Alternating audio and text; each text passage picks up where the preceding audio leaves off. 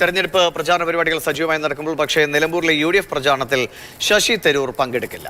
വിദേശ പര്യടനം കഴിഞ്ഞ് ഡൽഹിയിലെത്തിയ തരൂർ ഇന്ന് വീണ്ടും അമേരിക്കയിലേക്ക് പോകും. നിലമ്പൂരിൽ തിരഞ്ഞെടുപ്പ് ചുമതലകളോ ഉത്തരവാദിത്തങ്ങളോ പാർട്ടി ഏൽപ്പിക്കാത്തതിനാലാണ് വിട്ടുനിൽക്കുന്നതെന്ന് അടുത്ത വൃത്തങ്ങൾ സൂചിപ്പിച്ചു. അമൽ തേനമ്പറമ്പിൽ വിവരങ്ങളുമായിട്ട്. അമൽ, ശശി തരൂർ ഇപ്പോൾ ഓപ്പറേഷൻ സിന്ദൂറിന്റെ ഭാഗമായിട്ടുള്ള നയതന്ത്ര യാത്രകൾ കഴിഞ്ഞ് എത്തിയതേയുള്ളൂ. കഴിഞ്ഞ ദിവസം അദ്ദേഹം പ്രധാനമന്ത്രിയുമായി ചർച്ച നടത്തി. അതിനെക്കുറിച്ചും അദ്ദേഹത്തിന്റെ പ്രതികരണങ്ങൾ വന്നിരുന്നു.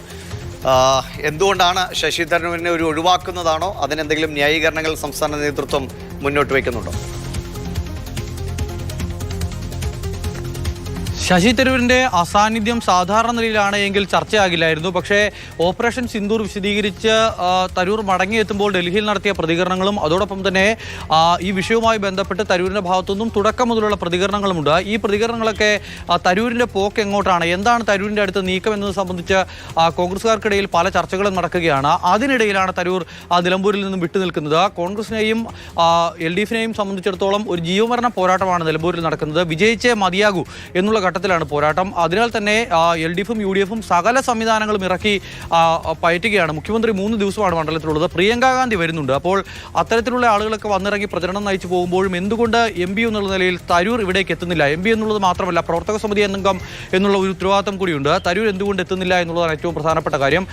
പര്യടനം കഴിഞ്ഞ് ഡൽഹിയിൽ മടങ്ങിയെത്തിയ തരൂര് ഇന്നിപ്പോൾ വീണ്ടും അമേരിക്കയിലേക്ക് മടങ്ങുകയാണ്. മുൻകൂട്ടി തീരുമാനിച്ച ചില പരിപാടികൾ എന്നുള്ളതാണ് തരൂർ പറയുന്നതെങ്കിലും ഇവിടേക്ക് ക്ഷണമോ അല്ലെങ്കിൽ ഏതെങ്കിലും തരത്തിലുള്ള ഉത്തരവാദിത്തങ്ങളോ പാർട്ടി ഏൽപ്പിച്ചിട്ടില്ല എന്നുള്ളതാണ് തരൂരുമായി ബന്ധപ്പെട്ട ആളുകൾ നമ്മളോട് വ്യക്തമാക്കുന്നത്. എന്തായാലും ഇവിടെ ഉള്ള MP മാർ, തരൂർ ഒഴികെ ബാക്കി മുഴുവൻ UDF MP മാരും മണ്ഡലത്തിൽ സജീവമാണ്. അവർക്കാർക്കും അങ്ങനെ പ്രത്യേകിച്ച് തിരഞ്ഞെടുപ്പ് ചുമതലകൾ നൽകിയിട്ടില്ല. ഒരു മണ്ഡലത്തിലെ ഉപതെരഞ്ഞെടുപ്പ് ആയതിനാൽ തന്നെ MLA മാർക്കാണ് മണ്ഡലങ്ങളുടെ ചുമതലകൾ നൽകിയിരിക്കുന്നത്, പഞ്ചായത്തുകളുടെ ചുമതലകൾ നൽകിയിരിക്കുന്നത്.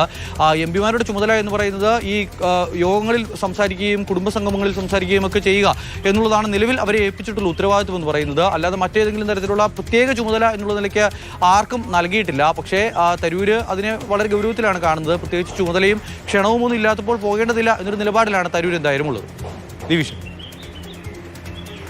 ശരി, അമൽ സൂചിപ്പിച്ചതുപോലെ തരൂരിന്റെ അസാന്നിധ്യം ഈ ഒരു സാഹചര്യത്തിൽ കൂടുതൽ അത് സംസാരിക്കപ്പെടും, ചർച്ച ചെയ്യപ്പെടും എന്നതാണ്. പക്ഷേ അടുത്ത വൃത്തങ്ങൾ പറയുന്നത് പ്രത്യേക ചുമതലയോ ഉത്തരവാദിത്തങ്ങളോ നൽകിയിട്ടില്ല, അതുകൊണ്ടാണ് വിട്ടുനിൽക്കുന്നത് എന്നൊരു കാര്യമാണ്.